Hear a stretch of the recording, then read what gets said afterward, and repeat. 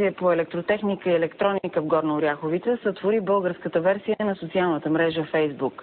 Тя носи името Livebox One или в превод "Кутията на живота". Мрежата вече е активна, потребителите са само за ден над 500 души. Създателят на българския Фейсбук открихме на стадиона, където от 4 години заменя седенето пред компютъра с лека атлетика. Може би спорта ни учи на повече самодисциплина и съответно това ми помага в компютрите. На времена, може би, аз така натежавам на даденото нещо, в зависимост от това дали състезанието наближава. Той обаче, разбира се, тегли и към интернета, което си е хоби или как да му аз не знам.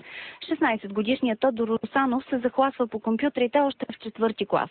Трябват му години, за да разгадае сам тайните на интернет мрежите. Идеята за създаването на Livebox One се ражда преди година, а същинската работа по нея му отнема не повече от 2 месеца.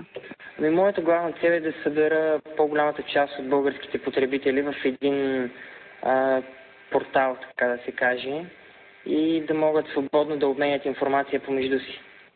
Сайтът, който вече е активен, има 2 езикови версии – английска и българска, и поддържа всички функции, характерни за социалните интернет мрежи. Снимки, чат, лична галерия и профил, форум, групи, дискусии.